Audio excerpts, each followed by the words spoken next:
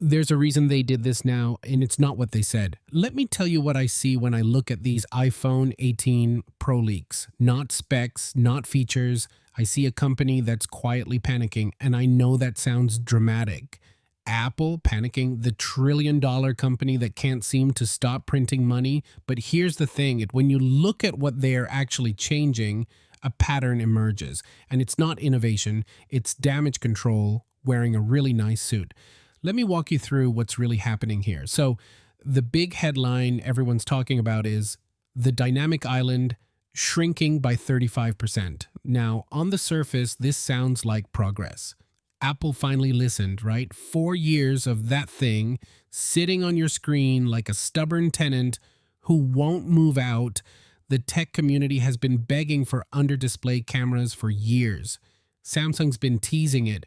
Chinese manufacturers have already shipped it. And what does Apple do? They shrink it. They don't remove it. They make it smaller. And I need you to sit with that for a second, because this tells you everything about Apple's psychology right now. Here's the uncomfortable truth. Apple is terrified of losing the dynamic island. Not because it's better, but because it's theirs. Think about it. For 6 years now, from the notch to the island, that little black blob has been the most recognizable iPhone feature. You can spot an iPhone from across a room because of it. It's become part of their brand identity, their visual signature. And if they remove it completely, what does an iPhone look like then? Just another glass rectangle. That's the fear. That's what keeps Joni Ive's ghost up at night. So instead of committing to a true under display solution, the thing Samsung's been prototyping for years, Apple compromises. They move the Face ID sensor under the display, but they keep that little camera cutout. They keep the island alive. They're having it both ways. And that's not confidence, that's hedging. Now, let's talk about why this is happening now, because here's what most tech coverage won't tell you. Samsung is legitimately ahead on display technology. I know. Samsung displays are iPhone displays. Samsung Display manufactures the panels for Apple. But here's the thing people miss. Samsung Electronics, the phone company, gets first dibs on the bleeding edge stuff. The under display cameras, the foldable form factors, the experimental tech. Apple, meanwhile, waits. They wait until it's perfect, until the yield rates are high enough, until it doesn't compromise user experience. And normally that patience is a strength. But in the AI era, patience looks a lot like falling behind. Because here's what's changed. Google and Samsung are no longer competing on hardware alone. They're competing on AI features. And AI needs RAM, lots of it. Which brings me to the next leak that caught my attention. The base iPhone 18 is reportedly jumping from 8 to 12 gigs of RAM. Now, if you're a tech enthusiast, you're probably thinking, finally, catching up to Android. But if you really want to understand what's happening here, you have to ask yourself, why now? Why this specific jump?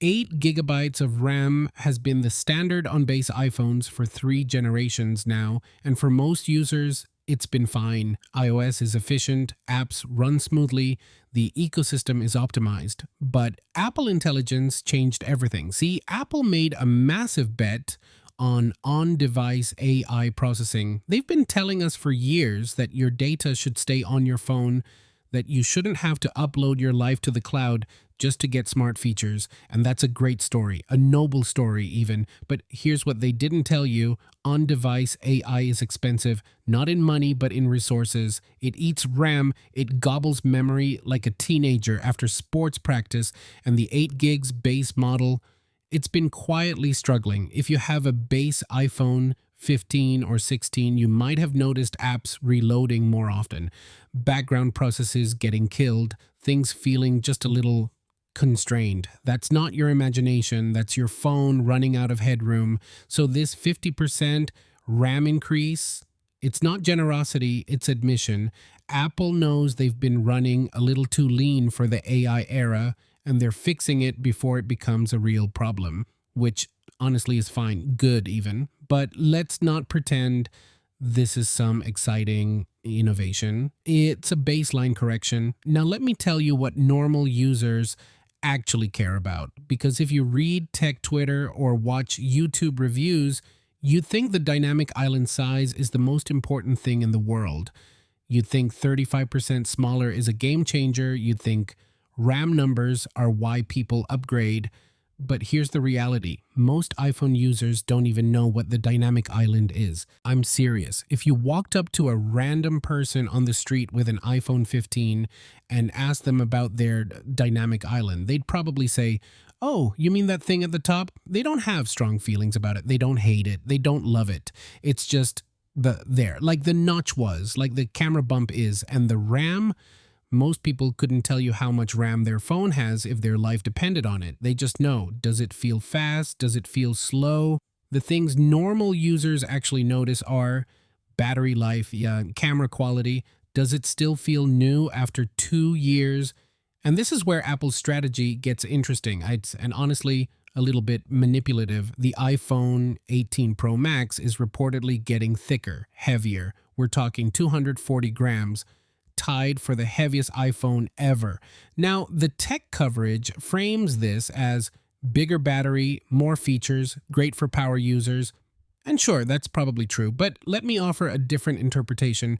Apple is about to launch the iPhone Air, a thinner, lighter phone designed for people who prioritize form factor over raw specs. And suddenly, the Pro models get thicker, heavier. You see where I'm going with this? This is product segmentation as psychological manipulation.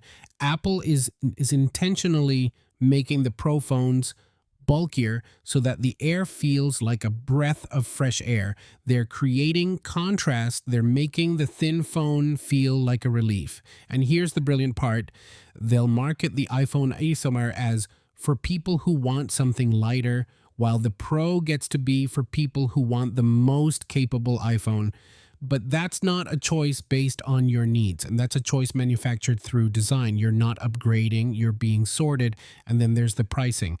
The leaks suggest Apple is keeping base prices the same at $799 for the iPhone 18, $1,099 for the Pro, but raising prices on higher storage tiers. Now, at first glance, this seems reasonable. Storage prices have gone up. Flash memory isn't getting cheaper. Apple's margins need to be protected. But here's what you need to understand about Apple's storage pricing model. They charge $200 to go from 256 to 512 gigs. That same upgrade probably cost them, $15? Maybe 20. The markup is astronomical, and now they might raise it to $300. This isn't about covering costs. This is about pushing you toward iCloud, because here's the calculation Apple wants you to make. And do I pay $300 more for this phone, or do I pay $3 a month for iCloud storage forever? And once you're in that ecosystem, once all your photos are in the cloud, once your messages sync across devices, once your documents live on Apple's servers, leaving becomes almost impossible. You're not buying storage, you're buying a subscription to your own data.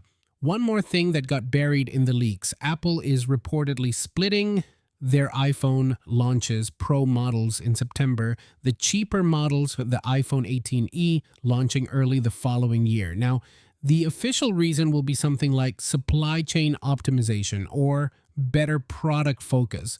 But let's be real about what this actually does. It creates urgency. If you want a new iPhone in September, you're choosing between the Pro models and nothing. The cheaper option isn't available yet. So you either wait 4 months or you pay up for the Pro. Most people won't wait. September is upgrade season. It's when your carrier offers trade-in deals. It's when your old phone starts feeling slow because you just saw the new one in a commercial. This is temporal manipulation.